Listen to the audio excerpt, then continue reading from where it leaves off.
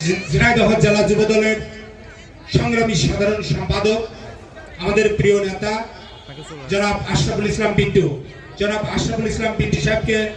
তার মূল্যবান আলোচনা রাখার জন্য আমন্ত্রণ জানাচ্ছি।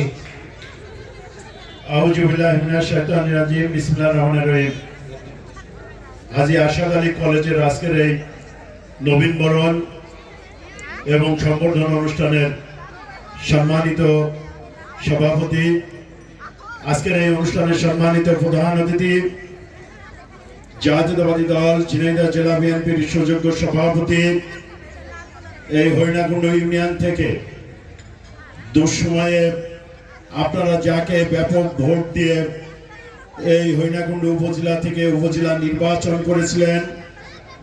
সাবেক ছাত্র নেতা, বিশিষ্ট শিক্ষাঙ্গী, আমার রাজনৈতিক অভিভাবক, জননেতা জনমালা অ্যাডভোকেট এম এ মজিদ, আজকের সভার বিশেষ অতিথি হরিণাকুণ্ড উপজেলা বিএনপির সুযোগ্য সভাপতি আবুল হাসান মাস্টার, আজকের সভার বিশেষ অতিথি হরিণাকুণ্ড থানা বিএনপির সুযোগ্য সাধারণ সম্পাদক তাইজাল হোসেন সহ অত্র কলেজের সুযোগ্য শিক্ষক মন্ডলী, সুপ্রিয় ছাত্রছাত্রীবৃন্দ, অত্র এলাকার সুধী মন্ডলী এবং যারা আপনারা উপস্থিত হয়েছেন, আপনাদের সবাইকে হাজী আরশাদ আলী কলেজের পক্ষ থেকে আন্তরিক অভিনন্দন এবং শুভেচ্ছা জ্ঞাপন করছি। সম্মানিত উপস্থিতি, মাগরিবের আজান সমাগম্য, কিছুক্ষণের ভিতরে আজান দিবে, পরবর্তীতে পুরস্কার বিতরণ অনুষ্ঠান। প্রধান অতিথি মহোদয় আপনাদের সামনে দেশের চলমান উন্নয়ন, করণীয় এবং এই হাজী আরশাদ আলী কলেজ সম্পর্কে বিস্তারিত আলোকপাত করবেন। আপনারা জানেন, আমরা লক্ষ্য করেছি গত 5ই আগস্টের পর, বাংলাদেশের দ্বিতীয় স্বাধীনতা যুদ্ধের পর আরেকটি স্বাধীনতা বাংলাদেশে আমরা পেয়েছি। সেই স্বাধীনতার মাধ্যমেই আজকে এই হাজী আরশাদ আলী কলেজের বিগত দিনের ঐতিহ্য, বিগত দিনের কার্যক্রম, বিগত দিনের লুটপাট সমস্ত সম্পর্কেই এই এলাকায় যারা আমরা বসবাস করি সবাই কম বেশি অবগত হয়েছি। উপস্থিত বন্ধুরা আমার, আমি বক্তব্য শুরুতেই সর্বপ্রথমে আমি আপনাদেরকে আহ্বান জানাবো, বিশেষ করে যে কথা আমার প্রথমেই বলা উচিত ছিল,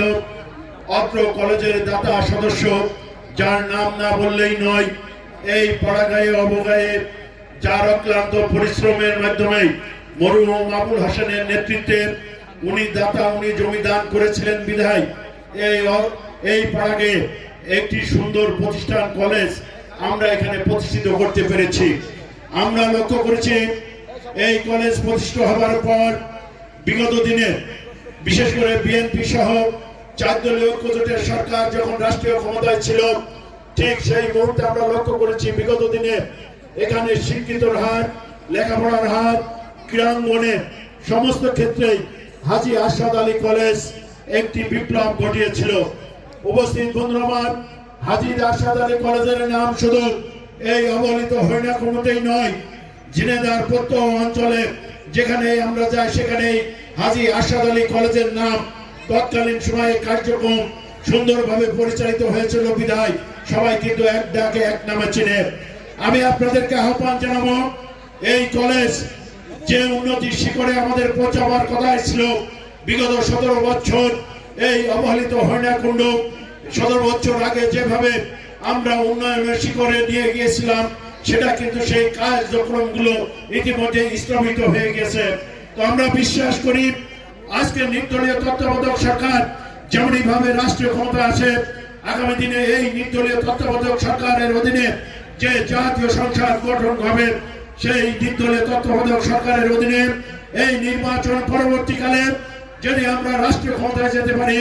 আমরা বিশ্বাস করি এই হরিণাকুণ্ডুর বাস্তবতায় একটি সুন্দর এবং সুষ্ঠুভাবে একটি ভালো কলেজ আমরা এখানে উপহার দিতে সক্ষম হব। আমি আপনাদেরকে আহ্বান জানাবো, আজকের অনুষ্ঠানের সম্মানিত প্রধান অতিথি এই কামারহাটি কলেজ সম্পর্কে উনি সমস্ত কিছু অবগত আছেন, কারণ ওনার বাড়ি বেশি দূরে নয়, আমাদের পার্শ্ববর্তী ইউনিয়ন চাঁদপুর ইউনিয়নের অন্তর্গত কন্যা গ্রামের উনি জন্মগ্রহণ করেছেন। স্বাভাবিকভাবে আমরা মনে করি এই মাটি এবং নারীর সাথে উনারই ব্যক্তিগত সম্পর্ক অটুট আছে। সেই হিসাবে এখানে দাবি দাবা করে সময় নষ্ট করবার দরকার আছে বলে আজকের প্রধান অতিথির কাছে আমার ব্যক্তিগতভাবে মনে হয় না। উনার নিজের কলেজ মনে করে আগামী দিনে যদি বিএনপি অর্থাৎ জোট রাষ্ট্রীয় ক্ষমতায় যেতে পারে, মজিদ ভাই যদি এখান থেকে এমপি হতে পারে, জাতীয় সংসদে গিয়ে আমরা বিশ্বাস করি এই অবহেলিত হাজী আরশাদ আলী কলেজের এক ছাত্রী বোন যে বক্তব্য পেশ করেছেন সেই বক্তব্য পেশ ধরে আরো ব্যাপক উন্নয়ন সাধিত হবে বলে আমি বিশ্বাস করি। তো আমার বক্তব্য দীর্ঘায়িত না করে আমরা আগামী দিনে আজকে আরো ব্যাপক অনুষ্ঠানের মাধ্যমে আরো ক্রীড়া সহ অন্যান্য যে অনুষ্ঠানগুলো আছে, কলেজ পরিষদ সহ এই কলেজের সুযোগ্য অধ্যক্ষ সহ সহকারী অধ্যাপকের মহোদয়ের সাথে আলাপ আলোচনার মাধ্যমে আরো ভালো প্রোগ্রাম যাতে আমরা করতে পারি এই আশা এবং আহ্বান জানিয়ে সবাইকে আন্তরিক অভিনন্দন এবং ধন্যবাদ জ্ঞাপন করে আমি আমার বক্তব্য শেষ করছি। খুদা হাফেজ। সম্মানিত উপস্থিতি, আমার বক্তব্য শেষ করার আগে আমি আপনাদেরকে আহ্বান জানাবো, অনেক কষ্ট করে আপনার